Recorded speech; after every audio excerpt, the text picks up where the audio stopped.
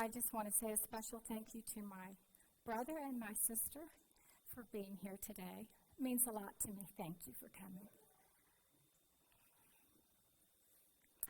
All right, we were designed by God in a very unique way. And I know we've all thought about this to some degree, but I think we don't realize, or at least I didn't realize, how special God has made each one of us in a unique way. And I want to share some of that with you today. And to start out with,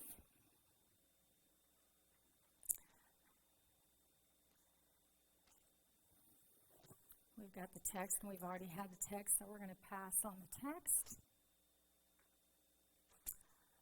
Did you guys know that at 5 years old, 98% of you were geniuses? And you laugh, but it's true. NASA did a study.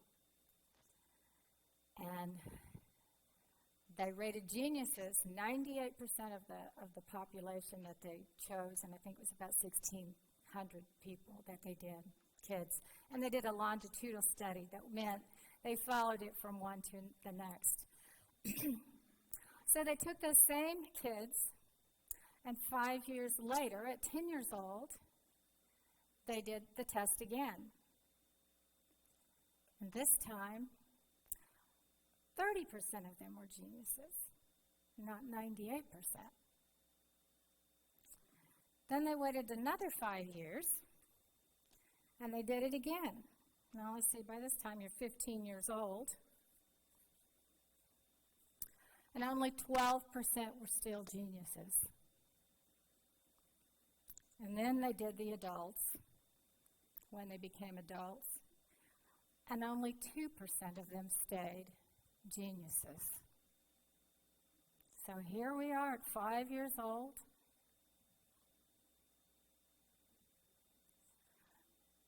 Our brains are really active. We're really smart. We don't know a lot, but we're smart. So what happened? Do we have any idea? Well, I have some ideas. Maybe peer pressure as we got older caused us to give up some of the ways we might want to do or want to be in with the crowd. Or some of who we are, we give up. And I know we think about that for young people, but it's really true for parents. It's really true for even maybe some of us older people. But I've especially seen it with parents. They want to compete with other parents, with their kids. And so it becomes a hard thing. So there's all kinds of peer pressure that can cause us to give up who we really are and who God really made us to be. And then there's school, and I can say that because I'm a teacher. But school seems to educate a lot of genius right out of us and cause us to think in a certain pattern or a certain way. And that's not good. And then how about church? Could church have something to do with taking part of our genius away? For people expecting us to behave certain ways, or talk certain ways, or think certain ways? Just something to think about. But we're not going to think any more about that today. What we want to think about is, what if we could reawaken that genius that's in all of us, or that was in all of us when we started? What if we could get it back? What would it do for our church? What would it do for our young people and our kids, our families? What would it do for our community? Those are lots of things to think about, which we don't have a lot of time to think about today, but it's a way to stir your thinking.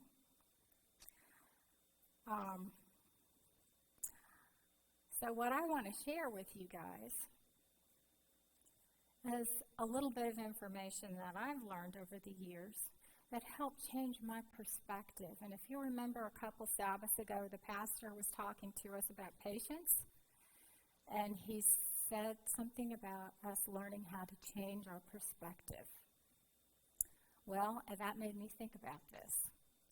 So I'm going to share with you today, and I'll take you through a little journey so that maybe you can experience a little bit of what I have in the change of perspective. And perspective comes from understanding something maybe we didn't understand before. All right, we've all talked about the food bank and thought about the food bank we have here, right? And we all know we need a better space for the food bank, correct? I mean, aren't we keeping it back there in that little room back there for the most part? So we really have a need for that. So I have a question.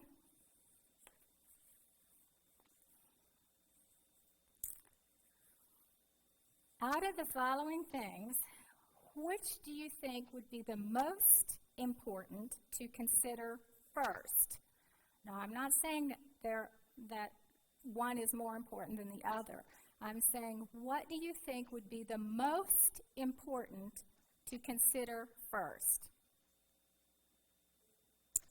Getting the church members' agreements, finding out what they think, getting their input so that everybody is saying, yes, we need to do this. I'm having a hard time seeing that board back there. I guess as you get older, you need to go get your glasses checked. Okay, or how about the facts and the details, the money to do it? Would that be the most important thing to do first? Or what about the location and the building and the plans or the structure or whatever it is we're going to do? Would that be more important to consider first? Or what about the community impact and the future that how it might affect the future of our church if we do this, or the future of the community? So if you think for just a little bit, and you can share if you want to, but you don't have to, and there's no right or wrong answer. What would you think should be dealt with first? We got facts, yes. The community impact and future? Okay. What else? Anything else? All right, if we had a larger crowd, we might have some others that felt a different way, which is okay. Which leads me to have you consider a metaphor. Now, let's see. Buddy's not here, but I would say I'm sure he'd find fault with some of this, and Brian's also a mechanic, so my apologies if I've done a bad metaphor with this. But I'm kind of thinking that the church is like a car, or our church is like a car. So we need an engine, right? We need a frame to put the engine in, right? We need wheels for it to ride on. And we need something to steer it with, right? So to me, that's the four basic components, and everything else is kind of connected. So for the sake of the metaphor, we'll stick with this. Is there any one of those pieces that are more important than the other as far as the functioning of the car? Could we get along without one of them or the other? No, we need them all.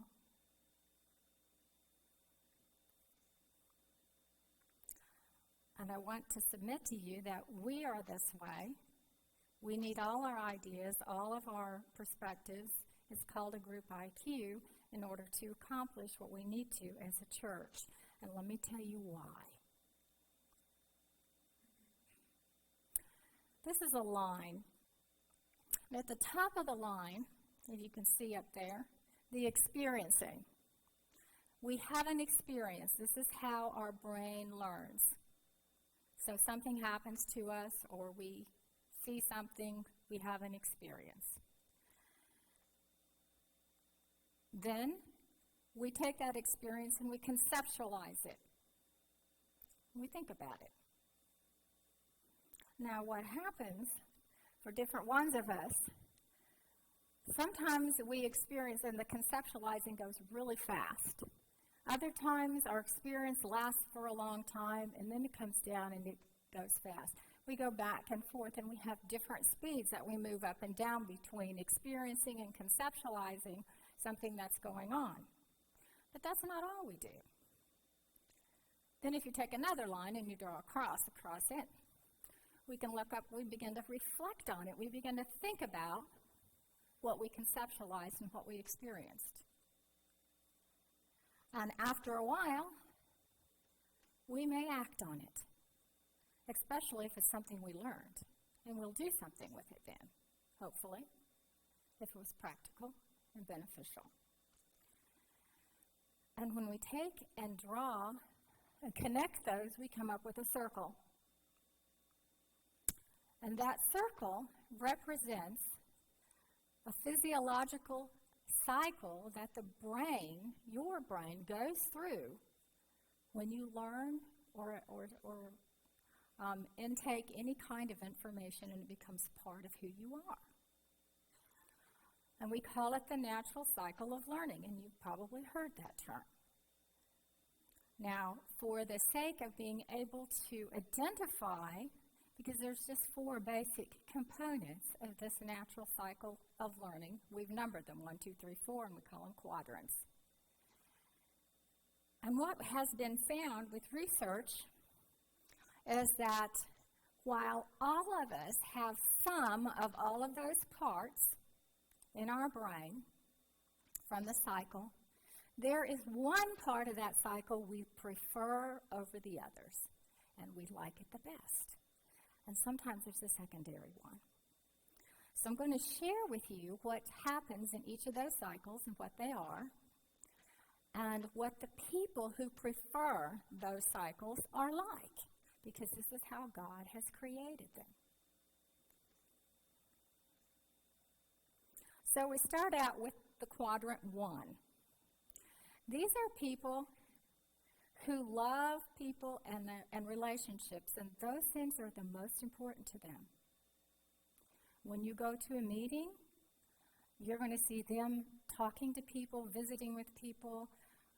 When there's a crowd, you see them maybe even helping people who need help, and they're very aware of people. That's in that first quadrant. They love cooperation, thoughtfulness. These are just some of the things. Friendliness. They're very supportive. They're team-oriented. They're responsive. They build trust with people through personal interactions. And they seek to know the underlying values of what is going on with that group of people. This is how the people who prefer the first part of that cycle function. And we all know people who are like that. Some of you in here are like that. And we need those people. Now, lest we think that those people are too perfect, there's always a challenge to each part of that. Oh, I forgot to tell you, their favorite question is why. Why are we doing this? Why do we need to do this? Why are we learning this? So their favorite question is why. However, there are a few challenges that they have, and these are the challenges. That doesn't mean they can't overcome them. They're very soft-hearted, and so sometimes they might give in to something just to keep peace when they shouldn't, or when it's a sacrifice of who they are. They're slow to act because they don't want to hurt other people's feelings or trample on someone else. They depend on a lot of details, and sometimes they don't feel like they have enough to make any action or a decision. They lack the initiative because they don't want to run over anybody. They need to improve on working under pressure and taking risks. They don't like to take any risks. Those are things that they can work on. Their biggest thing is they hate conflict. They'll do almost anything to keep from conflict. And if it arises, their way of solving the conflict is listening and listening and listening and trying to have lots of dialogue until things finally get settled, which is not necessarily a bad thing. So we just need to remember there are those people, and that is how they think. That is how they start and approach life. That is how they are going to approach doing the food pantry. That's how they're going to approach dealing with church and that kind of thing. Now let's look at the next quadrant. This one are the twos, we call them, and they like facts and information. We had James here had said something about facts for the food pantry. Facts and information are very important. Okay, so they like logic, accuracy. They are dependable. They have patience. They understand information. They have a good command of data. They have a conservative nature. They build trust by knowing facts. And they seek to know what the experts know.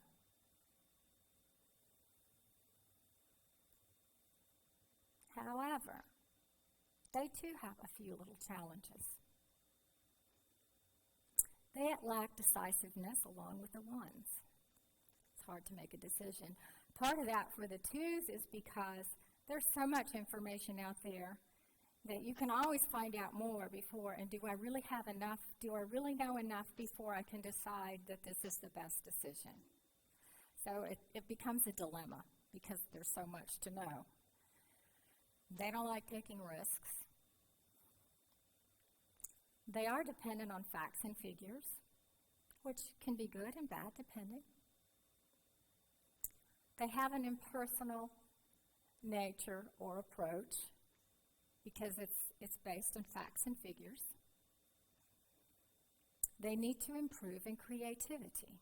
That's not something that really strikes for them. They don't like to get involved. And I think it's because all these facts and information, it's like, do we have enough? Do we really know what we need to know to do this the best? Is this the best car to buy? And it might take them 6 months to decide because there's so much research you can do on whether this car is better or that one or whatever. So that can become a challenge. But the other side is good because you want a banker who's good with facts and figures and who is not affected by personalities to do the books. There's different kinds of things to do, so they're important.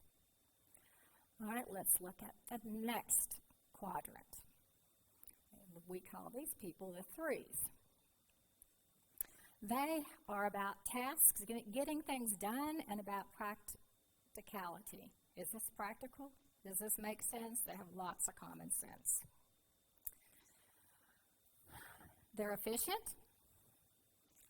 They have tasks they want to get done. They're independent. They're decisive. They have lots of accomplishments. They build trust with straightforwardness. They seek to know the usability of theory. Just because it's a theory, it's like, okay, does this theory work? Does it make sense? Is it practical? Or this doesn't make any sense at all. It might be true in theory, but it's not going to work in real life, kind of thing. And these are kind of people that you want to have when you have a task to get done, and you need to get it accomplished right away. They'll get it done. Their favorite question is how? How do we get it done? How do we do it? However, there's a few things that they struggle with. They can be too hasty. They can get started before everybody has even decided that we're going to do it. They can be impatient because everybody's dragging their feet. They can get bossy because they know what needs to be done. They have a bottom line orientation. They can be critical in nature. And they need to work to improve the people skills, because many times they can, if they're not careful, they can trample on other people's feelings to get the task done, thinking the task is the most important. They avoid inaction. And so sitting in a meeting or a business meeting and nothing's happening is really painful for them, and they can hardly stand it. All right, and then we'll look at the last one. We call these people the fours. They like new and better ideas. They want to take something that's working good and make it work even better. So they would reinvent a wheel that's not broken. They have lots of energy. They are thought-provoking in nature. They're outgoing. They have enthusiasm. They're personable in nature. They build trust with high communication skills and openness. Their favorite question is, what if? What if we did this? What if we did that? What if this happens? What if? However, they also have a few things they have to work on. They can lack follow-through on the ideas they give. They can have a rah-rah approach and get people all excited, and then nothing really happens. They can be impulsive. They can bite off more than they can chew, an inability to perform as they think they can.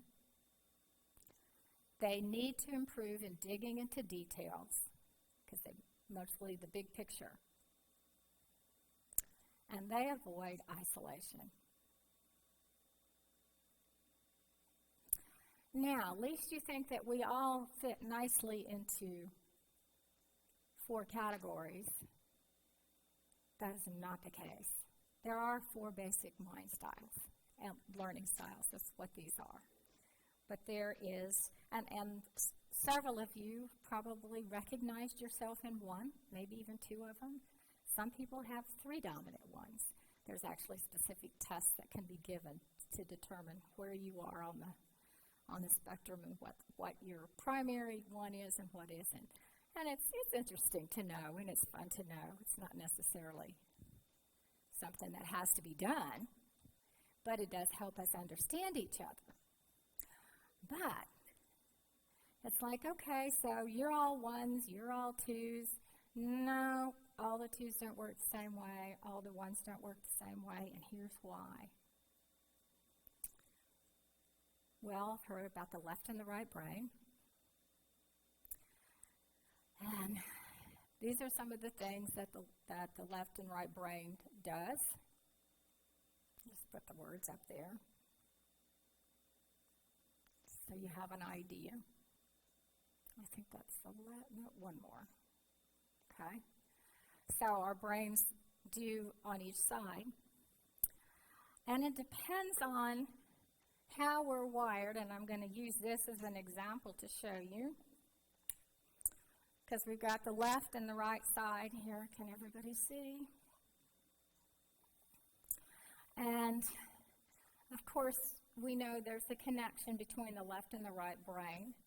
And it's a different connection for men than for women. But we're not talking about differences between men and women's brains today, but there is a lot of difference. What we are talking about is how much we function on the left side of the brain or how much we function on the right. And each of us, there's a continuum line. Some of us function more back and forth very closely. Some of us function way over here, a whole lot more. Some of us over here, regardless of whether we're a 1, 2, 3, 4, whatever we are. And so this begins to mix the flavor of who we are. It's kind of like all the seasonings that we have for cooking. You know, you can make all kinds of flavors. Well, we have all kinds of flavors with the brain because of how we are uniquely wired. So when God made us in the womb, He wired each of us to be predominantly one of those mind styles with a special flavor. And also the conceptualizing that we talked about at the beginning that goes up and you have an experience and you conceptualize. That line of spectrum, how much you stay in one before you go to another, is different for everybody. And it's the same way with going back and forth until we finally act. And so this makes each of us very special and very, very unique. And I think I can leave that sit there.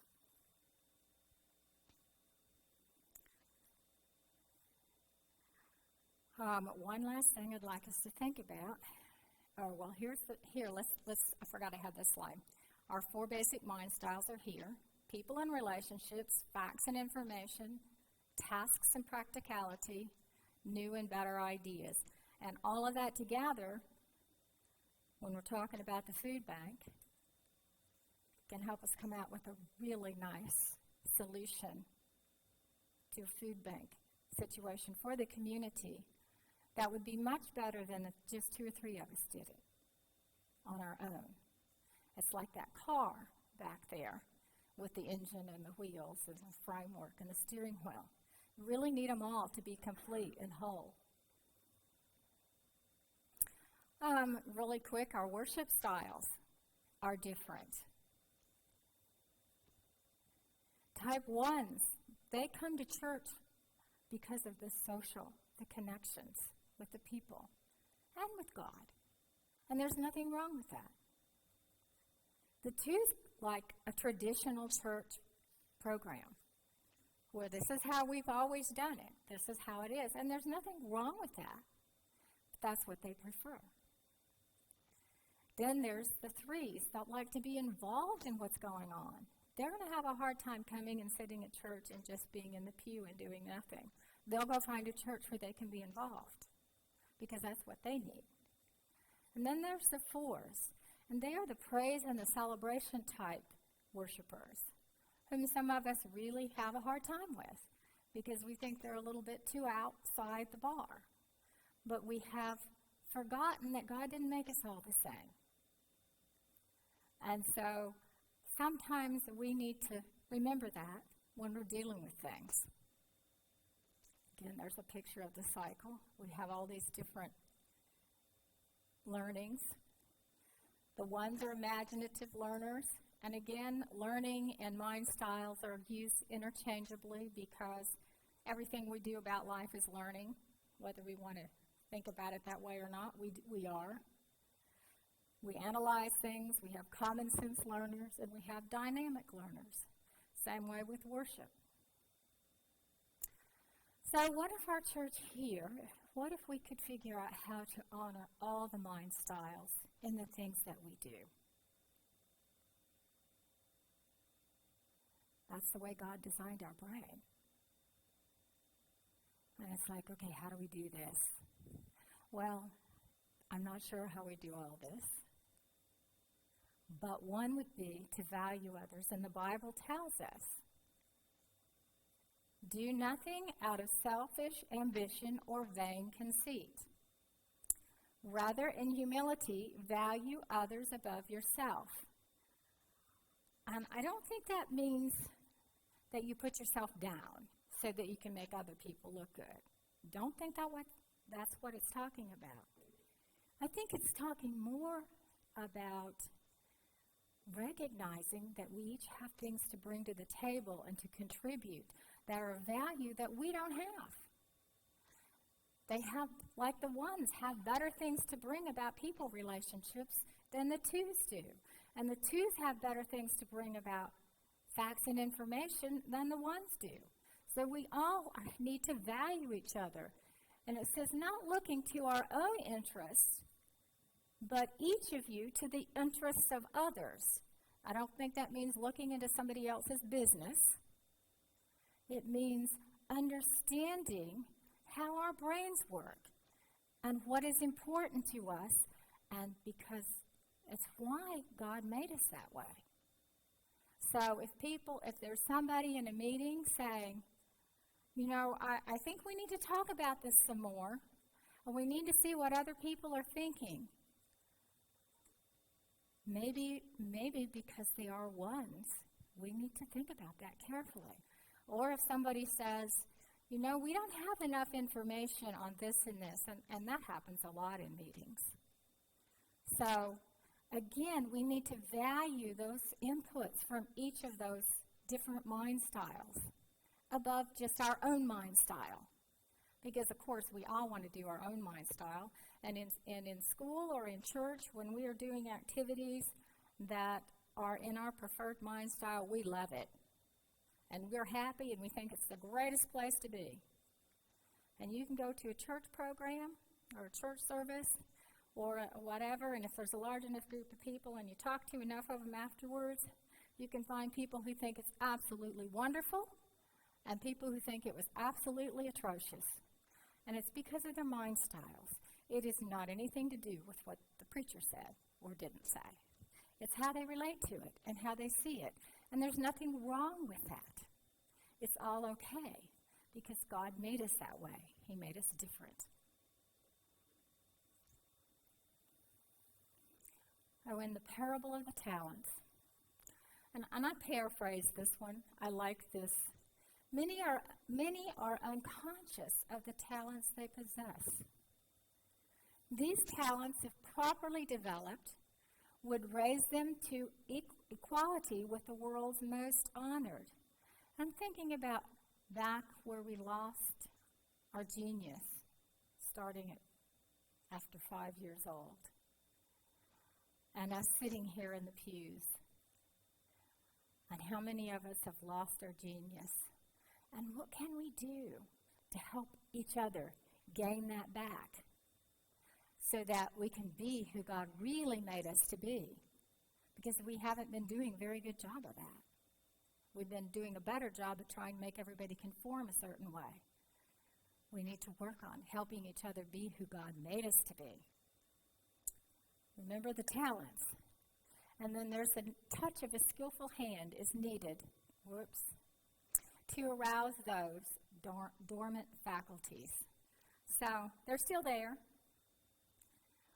That genius is still there. It's just gone dormant.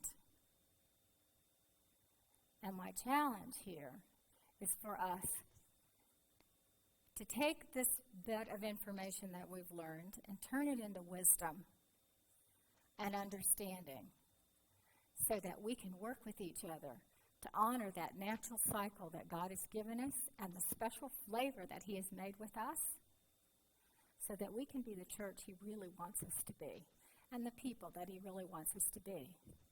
But we have to do it together. Remember the car metaphor. The engine by itself is not too much good as a car.